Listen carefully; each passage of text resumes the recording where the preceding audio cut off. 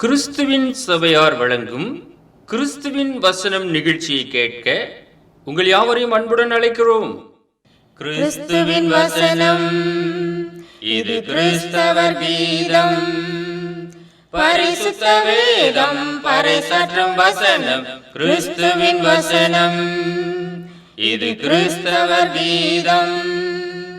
கிறிஸ்துவின் சபையார் வாழ்த்தி வழங்கும் கிறிஸ்துவின் வசனம், இது கிறிஸ்தவர் கீதம். கிறிஸ்துவின் வசனம், கிறிஸ்துவின் வசனம், கிறிஸ்துவின் வசனம். வேதாகம செய்தி நேரத்திற்கு வரவேற்கிறோம். Welcome to the Bible message. அன்பானவர்களே, இயேசு கிறிஸ்து தூய பரிசுத்த நாமத்தினாலே உங்கள் வாழ்த்துதல் சொல்கிறோம். இன்றைய நாளிலே வத்தலோடு கிறிஸ்துவின் சபை போதகர் அர்ஜுன் ஐயா கர்த்தருடைய செய்தியை கொடுக்கும்படியாக அந்த செய்தியை கேட்டு எல்லோரும் ஆசீர்வாதத்தை பெறும்படியாக கேட்டுக்கொள்கிறோம். அன்பானவர்களே, கர்த்தருடைய செய்தி வேளையில் உங்கள் யாவரையும் சந்திப்பதில் மிகுந்த மகிழ்ச்சி அடைகிறோம். இன்றைய நாள் கர்த்தருடைய செய்திக்காக 100க்கு அதிபதியின் விசுவாசம், த ஃபெய்த் ஆஃப் சென்ச்சுரியன். இந்த 100க்கு அதிபதி ஆண்டவராய் இயேசு கிறிஸ்துவை குறித்து முதலாவது அவன் கேள்விப்பட்டான். லூக்கா எழுதின சுவிசேஷம் 7ஆம் அதிகாரம் வசனங்கள் 2-3 வாசிக்கின்றோம். அங்கே 100க்கு அதிபதியாகிய ஒருவனுக்கு பிரியமான வேலைக்காரன் வியாதிப்பட்டு மரண அவஸ்தையாக இருந்தான். அவன் இயேசுவை குறித்து கேள்விப்பட்ட போது அவர் வந்து தன் வேலைக்காரனை குணமாக்க வேண்டும் என்று அவரை வேண்டிக் கொள்ளும்படி யூதருடைய மூப்பரை அவரிடத்தில் அனுப்பினான். அன்பானவர்களே, இவன் இயேசுவை குறித்து முதலாவது கேள்விப்பட்டான், அவருடைய அற்புதங்களை குறித்து. நம்முடைய வேலைக்காரன் சுகமில்லாமல் இருக்கின்றானே, இயேசுவின் இடத்திலே நாம் இதை தெரியப்படுத்துவோம், அவர் வந்து இவனை குணமாக்கட்டும் என்று அவன் நினைத்து தன்னுடைய தெரிந்த அந்த மூப்பர்கள், யூதருடைய மூப்பர்களை இயேசுவின் இடத்திலே அனுப்புகின்றான். தான் போகவில்லை, இந்த மூப்பர்களை அனுப்புகிறான். இவனோ ஒரு 100க்கு அதிபதி, ஒரு அதிகாரத்திலே இருக்கின்றான். ஆண்டவராய் இயேசு கிறிஸ்துவினுடைய அற்புதங்களையும் அடையாளங்களையும் அவர் செய்த சகல நன்மைகளையும் அவன் கேள்விப்பட்ட போது தனக்கு பிரியமான ஒரு வேலைக்காரன் மரண அவஸ்தையாய் இருக்கின்றான். வேதம் சொல்லுகிறது, ரோமர் 10:17, ஆதலால் விசுவாசம் கேள்வினாலே வரும், கேள்வி தேவனுடைய வசனத்தினாலே வரும். So then faith comes by hearing and hearing by the word of God. ஒரு மனுஷனுக்கு விசுவாசம் எப்படி வரும்? கேள்விப்படுவதனாலே வருகிறது. இந்த காதாலே கர்த்தருடைய வசனத்தை நாம் கேட்கிறோம். எனவே வேதம் சொல்லுகிறது, காது உள்ளவன் கேட்க கடவன். இந்த செவி வழியாக நாம் கர்த்தருடைய வார்த்தையை கேட்கும்போது நமக்குள்ளாக விசுவாசம் வருகிறது. வேதம் அதைத்தான் சொல்லுகிறது. அந்த விதமாக இந்த 100க்கு அதிபதிக்கு விசுவாசம் வந்தது. மேலும் யாக்கோபு 5:16 பார்க்கிறோம், நீங்கள் சுஸ்தமடையும்படிக்கு உங்கள் குற்றங்களை ஒருவருக்கொருவர் அறிக்கையிட்டு ஒருவருக்காக ஒருவர் ஜெபம் பண்ணுங்கள். நீதிமான் செய்யும் ஊக்கமான வேண்டுதல் மிகவும் பலனுள்ளதாக இருக்கிறது.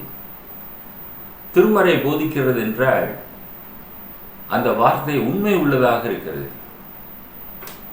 ஒரு மனுஷன் சுஸ்தமடைய வேண்டும் என்றால் ஒரு நீதிமானுடைய ஜெபம் தேவ சமூகத்திலே போய் கேட்கப்படும். இந்த 100க்கு அதிபதியினுடைய வேண்டுதல் ஆண்டவராய் இயேசுவினுடைய சமூகத்துக்கு கடந்து சென்றது, அது கேட்கப்பட்டது. அதைத்தான் இந்த யாக்கோபிலே நாம் படிக்கிறோம். ஒருவருக்காக ஒருவர் ஜெபம் பண்ண கற்றுக்கொள்ள வேண்டும். இந்த 100க்கு அதிபதி தனக்காகவோ தன்னுடைய குடும்பத்திற்காகவோ நண்பர்களுக்காகவோ அல்ல, ஒரு வேலைக்காரனுக்காக ஜெபம் பண்ணுகிறான். ஒரு வேலைக்காரனுக்காக வேண்டுதல் செய்கிறான். யாராவது வேலைக்காரருக்காக வேண்டுதல் செய்வார்களா? ஆனால் நல்லவர்கள் வேலைக்காரர்களுக்காக வேண்டுதல் செய்வார்கள். வேலைக்காரர்கள் நன்றாக இருந்தால் தான் வேலைகள் சிறப்பாக நடக்கும். ஆகையினாலே இந்த நூற்றுக்கு அதிபதி ஒரு சிறப்பான அதிபதி என்று பார்க்கிறோம். அந்த வேலைக்காரனுக்காக வேண்டுதல் செய்தான். இயேசுவை நோக்கி வேண்டிக் கொண்டான். அந்த நீதிமான் செய்யக்கூடிய ஊக்கமான வேண்டுதல் மிகவும் பலனுள்ளதாக இருக்கிறது என்று நாம் வாசிக்கின்றோம். இரண்டாவது, அந்த மூப்பர்கள் சொல்லுகிறார்கள், லூக்கா 7வது அதிகாரம் 4-5 வசனங்கள், அவர்கள் இயேசுவின் இடத்தில் வந்து அவரை கருத்தாய் வேண்டிக் கொண்டு, நீர் இந்த தயவு செய்கிறதற்கு அவன் பாத்திரனாய் இருக்கிறான், அவன் நம்முடைய ஜனத்தை நேசிக்கிறான், நமக்கு ஒரு ஜெப ஆலயத்தையும் கட்டினான் என்றார்கள். ஜனத்தையே நேசிக்கிறான். இஸ்ரவேலை நேசிக்கக்கூடிய ஒரு மனுஷனாக இருந்தால் இந்த நூற்றுக்கு அதிபதி. அநேக ஜனங்களாலே ஒரு நற்சாட்சி பெற்றவன் என்று நாம் இந்த இடத்திலே நாம் சொல்லலாம். கருத்தாய் வேண்டிக் கொள்ளுகிறார்கள் அந்த மூப்பர்கள். அப்போ அந்த மூப்பர்கள் எந்த அளவுக்கு இந்த நூற்றுக்கு அதிபதியின் இடத்திலே நம்பிக்கை வைத்திருப்பார்கள் என்று பாருங்கள். அந்த அளவுக்கு எல்லாராலும் ஒரு நற்சாட்சி பெற்ற ஒரு மனுஷனாக அவன் இருந்திருக்கிறான். நீர் இந்த தயவு செய்கிறதற்கு அவன் பாத்திரனாய் இருக்கிறான். பாத்திரம் அறிந்து பிச்சை எடுங்கள் என்று சொல்வார்கள். உண்மையிலே அவன் தேவையில் இருக்கின்றானா என்பதை அறிந்து நாம் கொடுக்க வேண்டும். அதை போல இந்த தயவு செய்கிறதற்கு அந்த நூற்றுக்கு அதிபதி சரியானவன், நேர்த்தியானவன். அவனுடைய வேலைக்காரனுக்கு நாம் இதை செய்யலாம், இந்த அற்புதத்தை செய்யலாம். மூப்பர்கள் இயேசுவினிடத்திலிருந்து வேண்டுதல் செய்கிறார்கள். அது மாத்திரமல்ல, அவன் நம்முடைய ஜனத்தை நேசிக்கிறான், நமக்கு ஒரு ஜெப ஆலயத்தையும் கட்டினான் என்றார்கள். ஜெப ஆலயம் கட்டுவது என்பது ஒரு சாதாரண விஷயம் அல்ல. ஒரு ஜெப ஆலயத்தையே இஸ்ரவேலுக்காக அங்கே கட்டி கொடுத்திருக்கிறார் என்று நாம் பார்க்கிறோம். ஆனால் இவன் தன்னை குறித்து பெருமையாக பேசவில்லை. ஒருவேளை அவர்களை அனுப்பும்போது, நான் ஒரு ஜெப ஆலயம் கட்டி கொடுத்திருக்கிறேன், அந்த இயேசு கிறிஸ்து வந்து இந்த வேலைக்காரனை சுகமாக்க கூடாதா என்று அவன் கேள்வி எழுப்பவில்லை. அதை பிரபகண்டா பண்ணவில்லை. இந்த மூப்பர்கள் தான் சொல்லுகிறார்கள் இயேசுவினிடத்திலே அவன் ஒரு ஜெப ஆலயத்தை கட்டி கொடுத்தான் என்று.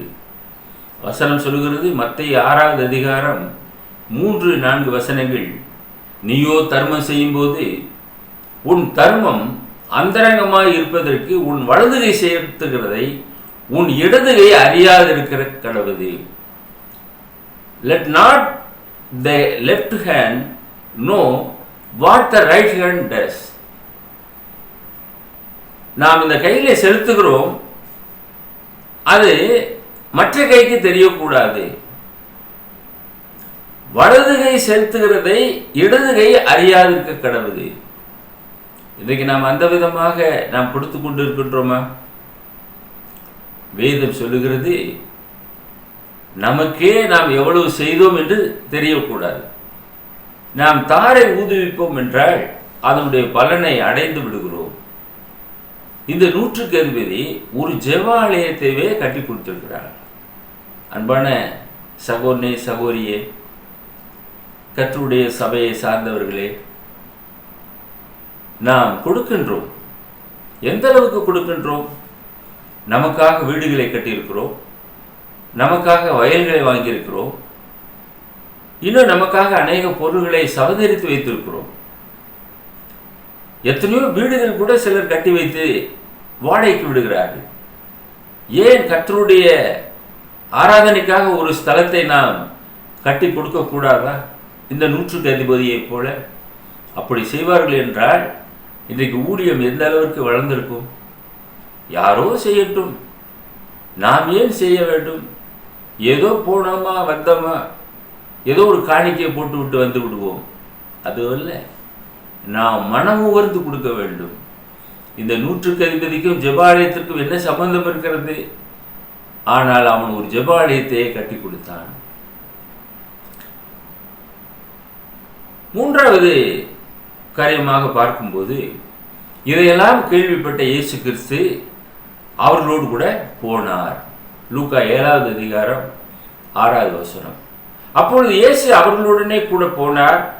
வீட்டுக்கு சமீபமான போது 100க்கு அதிபதி தன் சிநேகிதரை நோக்கி, நீங்கள் அவரிடத்தில் போய், ஆண்டவரே, நீர் வருத்தப்பட வேண்டாம், நீர் என் வீட்டு வாசலுக்குள் பிரவேசிக்க நான் பாத்திரன் அல்ல.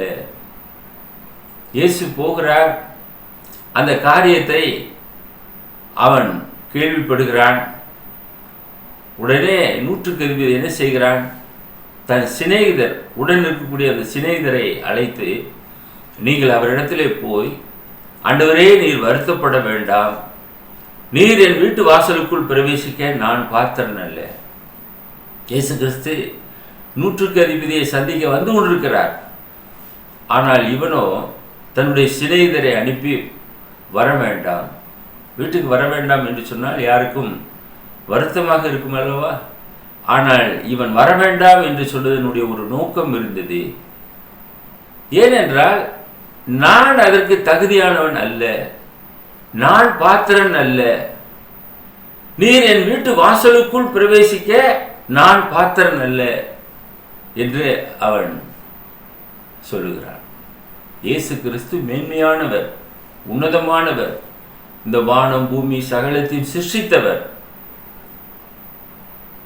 நான் ஒரு சாதாரண ஒரு மனுஷன். ஆனால் அவன் 100க்கு அதிபதி. 100 பேர் அவனுடைய வார்த்தைகளை கேட்கக்கூடிய ஜனங்களாக இருக்கிறார்கள். அப்படிப்பட்ட ஒரு உயர்வான இடத்தில் இருக்கக்கூடிய அவன் என் வீட்டுக்கு அவர் வருவது நல்லதல்ல, வேண்டாம் என்று தன்னுடைய சிநேகிதர்களை அனுப்புகிறதை நாம் பார்க்கிறோம். அதே வகையிலே மீண்டும் சொல்லுகிறான், நான் உம்மிடத்தில் வரவும் பாத்திரன் அல்ல, நீர் என்னுடைய வாசலுக்குள் பிரவேசிக்க பாத்திரன் அல்ல, நானும் உம்மிடத்தில் வருவதற்கு பாத்திரன் அல்ல. அதனால அவனும் போகவில்லை. இயேசுவின் இடத்திலே மூப்பர்களை அனுப்பியிருக்கிறான். மூப்பர்கள் போய் சொல்லும்படியாக தன்னுடைய வேலைக்காரன் சுகமாக வேண்டும், ஆண்டவராய் இயேசு கிறிஸ்துவை வேண்டிக் கொள்ளுங்கள் என்று சொல்லி மூப்பர்களை அனுப்புகிறான். அவரோ இந்த 100க்கு அதிபதியை சந்திக்கும்படியாக திரளான ஜனங்களோடு கூட வந்து கொண்டிருக்கிறார். இதை கேள்விப்பட்ட அவன் சிநேகிதரை அனுப்பி, வர வேண்டாம், என் வீட்டு வாசலுக்குள் பிரவேசிப்பதற்கு நான் பாத்திரன் அல்ல என்று சொல்லி சிநேகிதரிடத்திலே சொல்லி அனுப்புகிறான். அன்பானவர்களே, இந்த இடத்துல நமக்கு ஞாபகத்துக்கு வருகிறது லூக்கா 5வது அதிகாரம் 5 முதல் 8 வசனங்களிலே நாம் பார்க்கும்போது, குறிப்பாக 8வது வசனம், சீமோன் பேதுரு அதை கண்டு இயேசுவின் பாதத்தில் விழுந்து, ஆண்டவரே, நான் பாவியான மனுஷன், நீர் என்னை விட்டு போக வேண்டும் என்றான். எதற்கு இந்த வார்த்தையை பேதுரு சொல்லுகிறார்? அங்கே ராவெல்லாம் பிரயாசப்பட்டு ஒரு மீன் கூட அகப்படவில்லை. தங்களுடைய வலைகளை அலசி கொண்டிருந்தார்கள். அப்பொழுது இயேசு அவர்களை சந்திக்கிறார். பேதுருவை நோக்கி, பேதுருவே, ஆழத்திலே தள்ளி கொண்டு போ என்று சொல்லுகிறார். ஒரு படவிலே ஏறி உட்கார்ந்து கொண்டார். அங்கே பேதுரு இருக்கிறான். ஆழத்திலே அவர் சொன்னபடியாக தள்ளி கொண்டு போகிறான். இப்பொழுது வலைகளை போடுங்கள் என்று சொல்லுகிறார். வலைகளை போட்டு திரளான மீன்களை பிடித்தார்களாம். திரளான மீன்களை பிடித்து படவிலே நிரப்பினார்கள். 2 படகு நிறைய மீன்களாலே நிரப்பினார்கள். ராவெல்லாம் பிரயாசப்பட்டு ஒரு மீன் கூட அகப்படவில்லை. பேதுரு சொல்லுகிறான், உம்முடைய வார்த்தையின்படியே வலையை போடுகிறேன் என்று சொல்லி போட்டான். போட்டா 2 படகுகள் நிறைய மீன்கள். அப்பொழுதுதான் அவன் இயேசுவை பார்த்து சொல்லுகிறான். அவர் பாதத்தில் விழுந்து, ஆண்டவரே, நான் பாவியான மனுஷன், நீர் என்னை விட்டு போக வேண்டும், என்னோடு இருப்பதற்கு நான் தகுதி உள்ளவன் அல்ல, அதனால என்னை விட்டு நீங்க போயிடுங்க, நான் ஒரு பாவி என்று அறிக்கை விடுகிறான். அன்பானவர்களே, இதை போலதான் அந்த 100க்கு அதிபதி என் வீட்டுக்கு வருவதற்கு நான் பாத்திரன் அல்ல, ஏனென்றால் அவர் உன்னதமான தேவனுடைய குமாரன், நான் அதுக்கு தகுதியானவனே அல்ல, அதனால இங்க வர வேண்டாம், நானும் அவரை பார்க்கும்படியாக கடந்து செல்லவில்லை. ஏனென்றால் அந்த தகுதி என்னிடத்திலே இல்லை. இன்னைக்கு அநேகர் கிறிஸ்துவையும் கிறிஸ்தவத்தையும் ஏற்றுக்கொள்வதற்கு அப்படியே யோசிக்கிறார்கள். அன்பானவர்களே, பரிசுத்தமான மார்க்கம், இயேசு கிறிஸ்து உன்னதத்திலிருந்து வந்தவர், அவருடைய நாமத்தை உச்சரிப்பதற்கு கூட நாம் தகுதியற்றவர்கள். ஆனால் இயேசு கிறிஸ்து நம்மை தகுதிப்படுத்துகிறார். பாவிகளை ரட்சிக்க கிறிஸ்து இயேசு உலகத்திலே வந்தார் என்று வேதம் சொல்லுகிறது. நீங்கள் நானும் அவரை விசுவாசிக்கும் போது, அவரை ஏற்றுக்கொள்ளும் போது, அவர் நம்முடைய பாவத்தை முழுவதுமாக மன்னிக்க சித்தமுள்ளவராக இருக்கின்றார். நான்காவதாக நாம் பார்க்கும்போது, அந்த நூற்றுக்கு அதிபதி சொல்லுகிறான், லூக்கா 7வது அதிகாரம் 7வது வசனம், நான் உம்மிடத்தில் வரவும் என்னை பார்த்தரனாக எண்ணவில்லை, ஒரு வார்த்தை மாத்திரம் சொல்லும், அப்போது என் வேலைக்காரன் சுஸ்தமாவார். ஒரே ஒரு வார்த்தை சொல்லுங்க ஆண்டவரே, அப்போது என் வேலைக்காரன் சுஸ்தமாவான். பாருங்க, என்ன ஆச்சரியம் என்று பாருங்க. இயேசுனுடைய வாயிலிருந்து ஒரு வார்த்தை வந்தாவே போதும், அவர் இங்க வர வேண்டிய அவசியமே இல்லை. அந்த இருக்கிற இடத்திலிருந்து அவர் சொன்னாவே போதும். இது அவரிடத்துல நான் தெரியப்படுத்தி விட்டேன். அவர் அங்கிருந்து ஒரு வார்த்தை சொன்னாவே போதும், என் வேலைக்காரன் சுகமாகி விடுவான். பாருங்க, அந்த ஒரு நம்பிக்கை, ஆழமான நம்பிக்கை இயேசுவின் மீது வைத்திருக்கிறார். எத்தனையோ பேர் நம்பிக்கை வைக்கிறார்கள், நீங்கள் நானும் கூட நம்பிக்கை வைக்கிறோம். ஆனால் அந்த நம்பிக்கை எத்தகையதாக இருக்கிறது? இந்த நூற்றுக்கு அதிபதியினுடைய விசுவாசத்தை போல நம்முடைய விசுவாசமானது இருக்கிறதா? அந்த அளவுக்கு நாம் நம்பிக்கை உள்ளவர்களாக இருக்கின்றோமா? அப்படி நம்பிக்கை உள்ளவர்களாக இருப்போம் என்றால் பல இடங்களுக்கு கடந்து சென்று ஜெபிக்க வேண்டும் என்ற எண்ண மாட்டோம். இருக்கிற இடத்திலிருந்து வேண்டிக் கொண்டாவே போதும், தேவன் நம்முடைய ஜெபத்திற்கு செவி கொடுப்பார். அந்த ஒரு நம்பிக்கை நமக்குள்ளாக வந்துவிடும். ஆக நம்முடைய தேவைகளை அவர் அறிந்தவராக இருக்கிறார். நாம் அவருடைய சமூகத்திலே தெரிவிக்கும் போது அவைகளை உடனே அவர் சந்திப்பதற்கு வல்லவராக இருக்கிறார். பரலோகம் எங்கே இருக்கிறது? பரலோகத்திலே தேவன் இருக்கிறார். நாம் கண்டதில்லை, அதனுடைய தூரத்தை நாம் அறிந்ததில்லை, இருந்தாலும் நாம் விசுவாசிக்கிறோம்.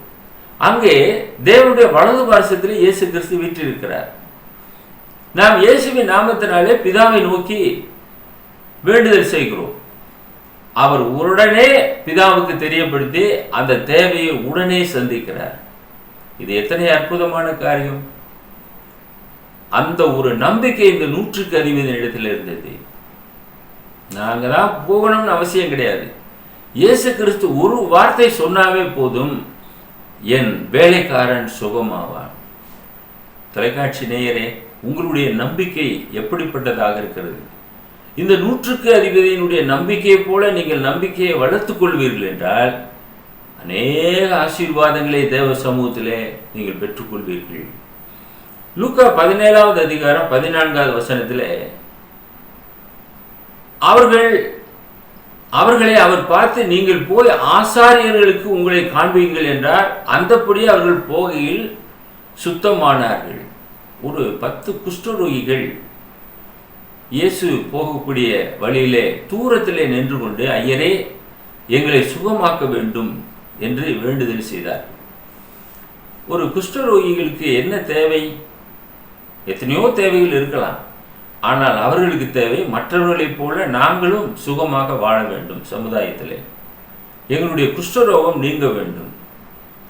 ஆகையினாலே இயேசு, ஐயரே எங்களை சுகமாக்கும்படியாக வேண்டுதல் செய்கிறோம் என்று வேண்டுதல் செய்தார்கள். தூரத்திலே நின்று வேண்டிக் கொண்டார்கள். அதற்கு இயேசு சொல்லுகிறார், நீங்க போய் ஆசாரியர்களுக்கு உங்களை காண்பீங்கள் என்று சொல்லுகிறார். ஆண்டவர் சொன்ன அந்த வார்த்தைக்கு முக்கியத்துவம் கொடுத்தார்கள். உடனே அவர்கள் என்ன செய்கிறார்கள்? அந்தப்படியே காண்பிக்கும்படியாக போகிறார்கள்.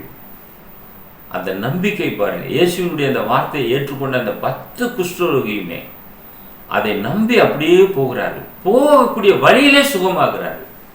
ஆசாரியரிடத்தில் போகவில்லை, ஆசாரியருக்கு காண்பிக்கவும் இல்லை, அந்த வார்த்தையை நம்பினார்கள். தொலைக்காட்சி நேயரே, கர்த்தருடைய ஜனமே, அவருடைய வார்த்தை வேதாமத்திலே அப்படியே உதிர்ந்து கிடக்கிறது. அநேக வார்த்தைகளை பார்க்கிறோம்.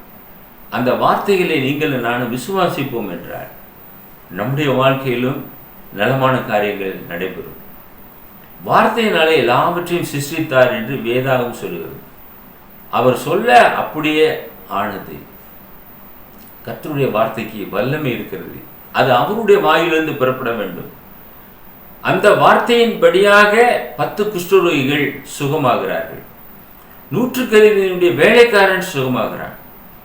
நீங்கள் நானும் கர்த்தருடைய வேதத்தை தினமும் வாசிக்கிறோம்.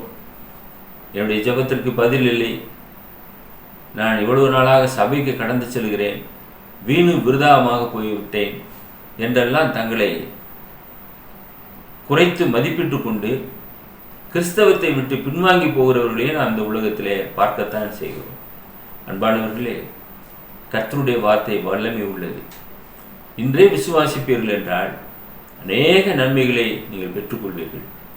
வேதாகமத்திலே நிறைய வார்த்தைகள் இருக்கிறது. அது நம்முடைய விசுவாசத்திற்காக பரிசுத்த ஆவியானவர் எழுதி வைத்திருக்கிறார். அதை விசுவாசியுங்கள். 5வதாக நாம் பார்க்கும்போது லூக்கா 7:8 அந்த 100 சொல்லுகிறார், நான் அதிகாரத்துக்கு கீழ்ப்பட்டவனாய் இருந்தும் எனக்கு கீழ்ப்பட்டிருக்கிற சேவகரும் உண்டு. நான் ஒருவனை போவென்றால் போகிறான், மற்றொருவனை வாவென்றால் வருகிறான், என் வேலைக்காரனை இதை செய் என்றால் செய்கிறான் என்று நான் சொன்னதாக சொல்லுங்கள் என்று அவர்களை அனுப்பினார். அவர்களை அனுப்பும்போது இந்த வார்த்தையை சொல்லுகிறான், நான் அதிகாரத்திற்கு கீழ்ப்பட்டவனாக இருக்கிறேன், ஒரு ராஜ்யத்தின் கீழாக பணி செய்கிறேன், எனக்கு கீழ்ப்பட்டு இருக்கிற சேவகரும் இருக்கிறார்கள்.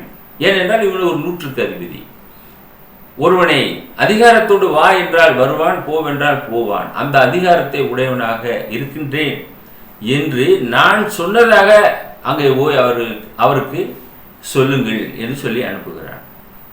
அன்பானவர்களே, இப்படிப்பட்ட அதிகாரத்தில் இருக்கிற அவன் இயேசுவுக்கு கீழ்ப்படிந்தான்.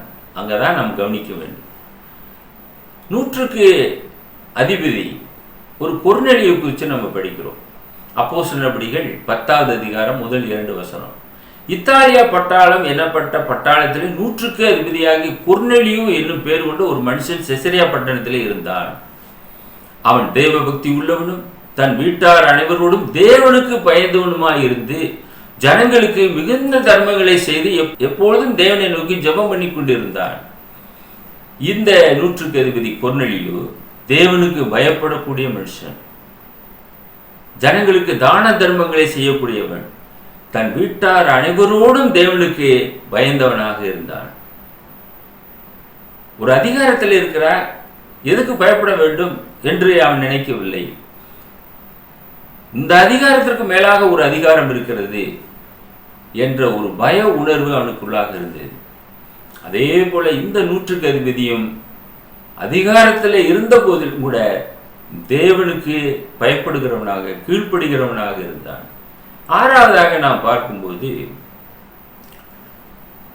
இயேசு சொல்லுகிறார், லூக்கா 7வது அதிகாரம் 9வது வசனம், இயேசு இவைகளை கேட்டு அவனை குறித்து ஆச்சரியப்பட்டு திரும்பி தமக்கு பின் செல்கிற திரளான ஜனங்களை நோக்கி, இஸ்ரவேலருக்குள்ளும் நான் இப்படிப்பட்ட விசுவாசத்தை காணவில்லை என்று உங்களுக்கு சொல்லுகிறேன் என்றார். திரளான ஜனங்கள் வருகிறார்கள், இஸ்ரவேலர்கள். அவர்களுக்குள்ளாகவும் இந்த விசுவாசத்தை நான் பார்க்கவில்லை. அப்படிப்பட்ட ஒரு விசுவாசம் இந்த 100 அதிபதி இடத்தில் இருக்கிறது என்று காண்கிறார். நீங்கள் நானும் முகத்தை பார்ப்போம், ஆண்டவர் இருதயத்தை பார்க்கிறார். நாம முகத்தை பார்த்து தான் ஒருத்தனை தீர்ப்பு செய்வோம். அந்த தீர்ப்பு பொய்யாய் போய்விடும். ஆனால் தேவனுடைய தீர்ப்பு, நம்முடைய ஆண்டவராக இயேசு கிறிஸ்துடைய தீர்ப்பு மிக சரியானதாக இருக்கும். உள்ளின் திரியங்களை ஆராய்ந்து பார்க்கிறவராக இருக்கிறார். இந்த 100 அதிபதியினுடைய விசுவாசத்தை அவர் பார்த்தார். இஸ்ரவேலுக்குள்ளும் இந்த விதமான ஒரு விசுவாசத்தை நான் பார்க்கவில்லை என்று சொல்லுகிறார். அப்பேற்பட்ட விசுவாசம் இவனுக்குள்ளாக இருக்கிறது. இயேசு ஒரு வார்த்தை சொன்னாவே போதும், என் வேலைக்காரன் சுகமாவான். அவ்வளவு பெரிய காரியங்களை இயேசு உடையவராக இருக்கிறார். அப்படிப்பட்ட ஆண்டவரை நீங்கள் நானும் இன்னைக்கு ஏற்றுக்கொண்டவர்களாக இருக்கிறோம். நம்முடைய விசுவாசம் எத்தகையதாக இருக்கிறது என்பதை இந்த வசனத்தோடு கூட ஒப்பிட்டு பாருங்கள். ஒரு கானானிய ஸ்திரீயினுடைய விசுவாசம் எப்படி இருந்தது? மத்தேயு 15:28 வாசிக்கிறோம். இயேசு அவளுக்கு பிரதி உத்தரமாக, ஸ்திரியே, உன் விசுவாசம் பெரிது, நீ விரும்புகிறபடி உனக்கு ஆக கடவுது என்றார். அந்நேரமே அவள் மகள் ஆரோக்கியமானாள். அவளுடைய விசுவாசம் மிக பெரிதாக இருந்தது. இயேசு கிறிஸ்து பாராட்டுகிறார். அப்பத்தை நாய்க்குட்டிகளுக்கு போடுகிறது நல்லதல்ல, அந்த துணிக்கைகள் விழுமே, அவைகளை நாய்க்குட்டிகள் தின்னுமே என்று ஆண்டவரோடு கூட கேட்கின்றார். அவளுடைய விசுவாசம் பெரியதாக இருந்தது. எனவே அவர் அற்புதத்தை பெற்றுக்கொண்டால் அந்நேரமே அவளுடைய மகள் ஆரோக்கியமானாள் என்று பார்க்கிறோம். கடைசியாக 7வதாக இந்த 100 வேலைக்காரன் சுகமானான். லூக்கா 7வது அதிகாரம் 10வது வசனம். அனுப்பப்பட்டவர்கள் வீட்டுக்கு திரும்பி வந்தபோது வியாதியாய் கிடந்த வேலைக்காரன் சுகமடைந்திருக்கிறதை கண்டார்கள். நல்ல சுகமாக உட்கார்ந்திருக்கிறான். மரண அவஸ்தைப்பட்டவன் இப்பொழுது வீட்டுக்கு வருகிறாங்க. அவன் சுகமாயிட்டான். எந்த நேரத்தில் சுகமானது? மத்தேயு எழுத்தாளன் எழுதுகிறார், மத்தேயு 8:13. பின்பு இயேசு 160 நோக்கி, நீ போகலாம், நீ விசுவாசித்தபடியே உனக்கு ஆக கடவுது என்றார். அந்த நாளிகையிலே அவன் வேலைக்காரன் சுத்தமாவான். எந்த நாளிகையிலே இயேசு சொன்னாரோ அந்த நாளிகையிலே 160 அந்த பிரியமான வேலைக்காரன் மரண அவஸ்தையிலிருந்து விடுதலையானான். அன்பானவர்களே, இயேசு அற்புதமானவர். அவர் ஒரு வார்த்தை சொன்னாலே நாம் சுகமாகும். இயேசு செய்த 2வது அற்புதம் என்னவென்றால், ராஜாவின் மனுஷரில் ஒருவனுடைய குமாரன் நலம் பெற்றான். யோவான் 4வது அதிகாரம் 49 52 வசனங்கள். அதற்கு ராஜாவின் மனுஷன், ஆண்டவரே, என் பிள்ளை சாகிறதுக்கு முன்னே வர வேண்டும் என்றான். ஒரு ராஜாவின் மனுஷன் இயேசுவை நோக்கி வேண்டுதல் செய்கிறான். என் பிள்ளை சாக போகிறான், இந்த சாகிறதுக்கு முன்னாடி வந்து காப்பாத்துங்க என்று கேட்கிறான். இயேசு அவனை நோக்கி, நீ போகலாம், உன் குமாரன் பிழைத்திருக்கிறான் என்றார். அந்த மனுஷன் இயேசு சொன்ன வார்த்தையை நம்பி போனான். நம்பிக்கை தான் அவசியம். என்ன வர சொன்னா வரமாட்டேன்றாரு, எங்க வீட்டுக்கு வரக்கூடாதா, எங்க வீட்டில் வந்து அவர் கால்பட்டாவே போதும் என்று நினைக்கக்கூடியவர்கள் எத்தனையோ பேர் இருக்கிறாங்க. ஆனால் இயேசு என்ன சொல்கிறார்? அவனை பார்த்து, நீ போகலாம், உன் குமாரன் பிழைத்திருக்கிறான். எப்படி ஆண்டவரே அது நடக்கும்? அதெல்லாம் அவன் கேட்கல. அந்த வார்த்தையை நம்பி போனான். அவன் போகையில் அவனுடைய ஊழியக்காரர் அவனுக்கு எதிர்கொண்டு வந்து, உம்முடைய குமாரன் பிழைத்திருக்கிறான் என்று அறிவித்தார்கள். அவன் என்ன வீட்டுக்கே போற வழியிலே எதிர்கொண்டு வர்றாங்க அவனுடைய ஊழியக்காரர்கள். உன்னுடைய குமாரன் பிழைச்சிட்டான். அந்த சந்தோஷத்தை சொல்லுவதற்காக ஓடோடி வருகிறார்கள். அப்பொழுது எந்த மணி நேரத்தில் அவனுக்கு சுகம் உண்டாயிற்று, குணம் உண்டாயிற்று என்று அவரிடத்தில் விசாரித்தான். அவர்கள், நேற்று 7ஆம் மணி நேரத்தில் ஜுரம் அவனை விட்டது என்றார்கள். இப்ப காய்ச்சலே கிடையாது, காய்ச்சல் இருந்து விடுதலை ஆகி விட்டான், ஜுரம் விட்டுச்சு, இப்பொழுது நன்றாயிருக்கிறான். அன்பானவர்களே, 160 விசுவாசம் ஒரு வார்த்தை சொல்லும் என்று ஆட்களை அனுப்புகிறான். அதே போல கானானிய ஸ்திரீயினுடைய விசுவாசம் பெரிது என்று பார்ப்போம். ஒரு ராஜாவினுடைய மனுஷன் அவருடைய வார்த்தையை நம்பி போனான். அவருடைய குமாரன் பிழைத்திருக்கிறான். அந்த வியாதியிலிருந்து, ஜுரத்திலிருந்து விடுதலை அடைந்தான் என்று பார்த்தோம். நீங்களும் இயேசுவை நம்புங்கள். இந்த 160 விசுவாசத்தை உடையவர்களாக மாறுங்கள். உங்களுக்காக ஜெபம் பண்ணுகிறோம். எங்களை நேசித்து வழிநடத்துகிற பரலோகத்தின் பிதாவே, நன்றி உள்ள இருதயத்தோடு நாங்கள் உண்மை துதிக்கிறோம், ஸ்தோத்திரிக்கிறோம். நம்முடைய குமாரனாகிய இயேசு கிறிஸ்து ஒரு வார்த்தை சொன்னாலே போதும், நாங்கள் குணமாகும். அந்த நம்பிக்கையை இந்த 160 சம்பவத்திலிருந்து நாங்கள் கற்றுக்கொண்டோம். அருமையான நேயர்கள், உம்மை பற்றி கொண்டு, உம்முடைய குமாரனாகிய இயேசு கிறிஸ்துவை பற்றி கொண்டு அவருடைய வார்த்தைகளுக்கு செவி கொடுக்க பிதாத்தாமே அவர்களை கரம் பிடித்து வழிநடத்திட வேண்டுமா? எங்கள் அன்பின் ஆண்டவர் இயேசுவின் விலையேற பெற்ற நாமத்தில் இந்த ஜெபத்தை தாழ்மையோடு ஏறெடுக்கிறோம், எங்கள் பரலோகத்தின் பிதாவே, ஆமென். விசுவாசம் கேள்வினாலே வரும், கேள்வி தேவனுடைய வசனத்தினாலே வரும். Faith comes by hearing, and hearing by the word of God. Amen. urgenandglory@gmail.com. View our The Word of Christ program on YouTube channel. May God bless you all.